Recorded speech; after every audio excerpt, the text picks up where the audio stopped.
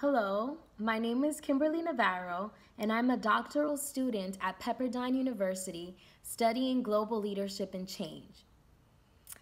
I would like to thank the faculty, staff, and distinguished scholars of the Association for the Study of Cuban Economy for allowing us this opportunity.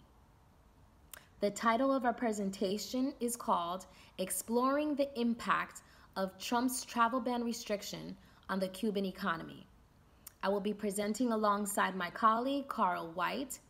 I would like to acknowledge two of our colleagues who could not be with us today, Rickkay King and Rebecca Laff. Thank you, and I hope you enjoy our presentation. Relations between the U.S. and Cuba have never been without tension.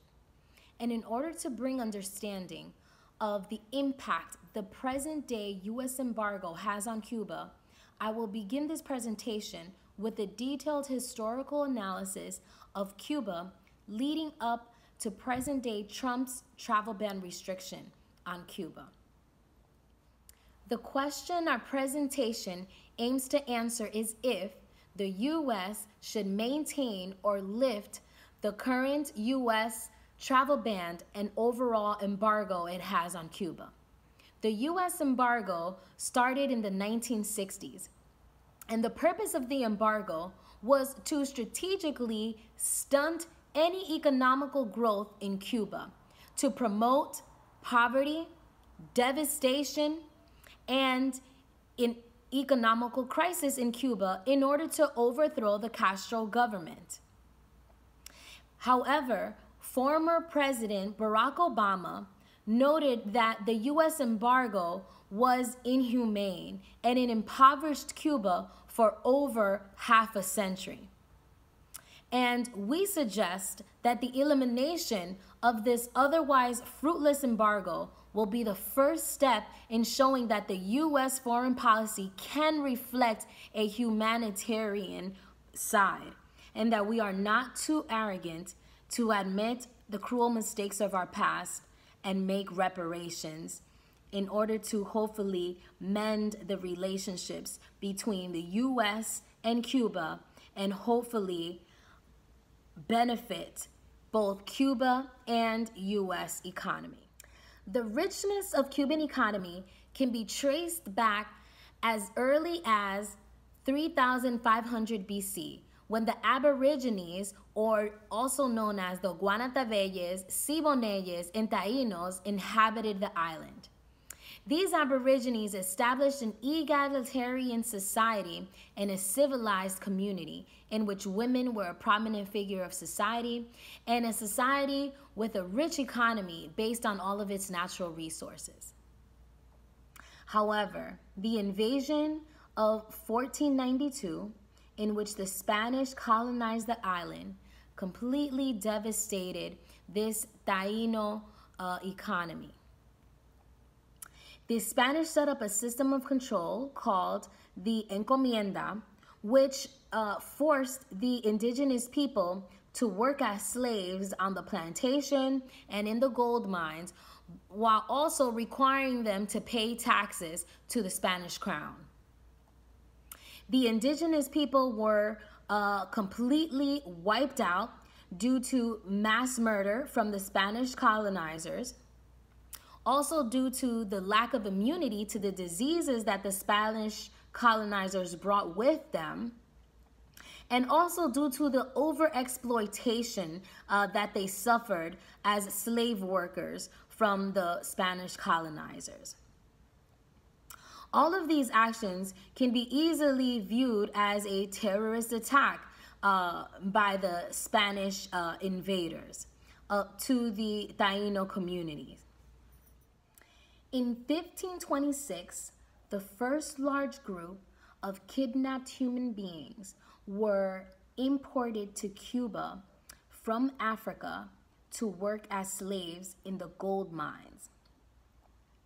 This was about 300 victims who were forced to work as slaves in Cuba. The first documented slave uprising was in 1533, in which the slaves who worked in the gold mines fought to death against the Spanish colonizers. And to augment the fear and terror within the already oppressed slave workers, the Spanish colonizers decapitated the leaders of the revolt and hung them to be displayed so that everyone can see the effects of revolting against the Spanish colonizers. Fear, violence, terror were the tactics used by the Spanish colonizers to maintain mental and physical oppression of the Aborigines and the Africans in Cuba. To compound slavery in the Caribbean, Spanish colonizers also implemented tactics of systemic violence that strategically blocked Africans from economic empowerment and independence and leadership. An example of this is the 1557 Havana City Council law that prohibited African-owned taverns or inns and forbid Africans to sell tobacco or wine. Another example is the 1586 royal decree that regulated tobacco sales also specified that the penalties for breaking this law against allowing Africans to be business owners were doubled if the lawbreaker was a Negro. Fidel Castro's governance of the Cuban island was totally against U.S. mandate. So in 1961, the U.S. funded and trained by CIA Cubans to go invade Cuba and overthrow Fidel Castro. The invasion was originally orchestrated by President Eisenhower, but it was executed by President John F. Kennedy. And it was known as the Bay of Pigs in 1961. On the third day of the invasion, the U.S. surrendered. The failed invasion helped embolden Castro's leadership and position and made him a national hero. After the Bay of Pigs in 1962, the Soviet Union established missiles in Cuba to protect Cuba from the U.S. The missiles were aimed at Florida, and they represented a threat to the U.S. This historical analysis maintains that the relations between the U.S. and Cuba has been greatly shaped by adversarial historical events such as European colonization and U.S. control over a vulnerable Cuba. Cuba's natural environment, with its propensity to produce sugar, was once the country's greatest wealth, and it gave the country a global recognition. However, due to the unscrupulous control by Europe and the U.S., the country's natural environment was devastated. The country's economy was deteriorated, and the country's leadership was stripped away. And this left Cuba unable to manage its own country, and in turn, it negatively impacted Cuba's present-day economy. The U.S. hegemony in Cuba put a permanent mark on the island's relations with the U.S., and its dynamic will likely continue to shape the future of the country's relations and the economy of both countries. Greetings, my name is Karl White.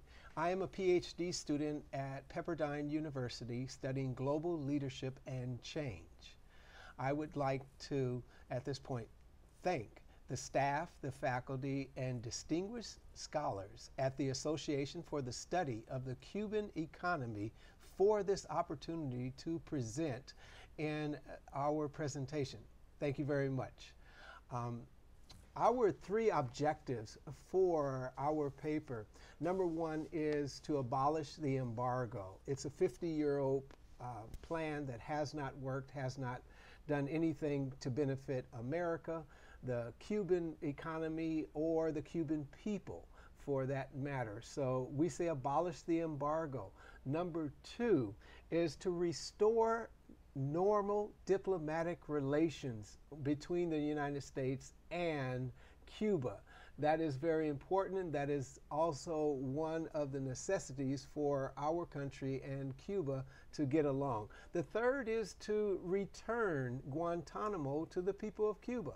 So we have a threefold platform: remove the embargo, restore normal diplomatic communication and talk and dialogue, and return Guantanamo. Why? Because 50 years of an embargo just hasn't produced anything worthwhile. It has set the people of Cuba back. It has set our normal relationships between the two countries back. 96% of all Cubans believe that the embargo should go. And up to 75% of Americans also believe the embargo should go. It makes sense from an economic basis, and it promotes free trade. And what makes the world go round is free trade. From a global perspective, we can see that China and India and Saudi Arabia and the United States, even though their leadership and management can go from totalitarian to communist governments, it doesn't stop us from doing free trade. And so there's absolutely no sense to continue a senseless embargo against Cuba. It's almost like back in grade school where the high school bully got beat up, and you got to beat him up every day for the rest of your life because you beat him. And so it's silly. It doesn't make any sense.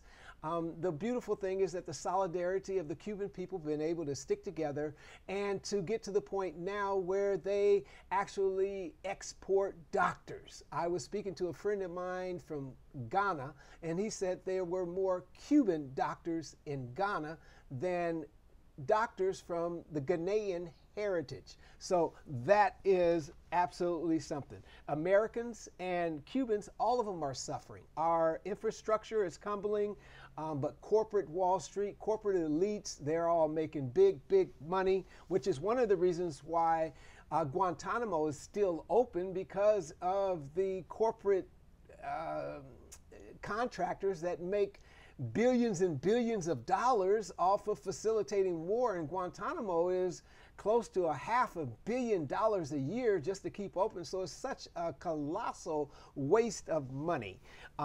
This country that is now, we've become, America has become callous to suffering, and that further clandestine operations that were exposed in the Bay of Pigs, and now we've got some other clandestine stuff going on in Guantanamo, and God only knows who is doing it or what is behind it. Fidel Castro, when he was speaking to the American public at Riverside Church in the year 2000, he said this about money. Money is no longer used primarily in investments and for the productions of goods. It is used in currency, stocks, and financial derivatives in the desperate pursuit of more money, directly through more sophisticated computers and software, not through productive processes, as was historically the case. This is what the much trumpeted, infamous process of neoliberal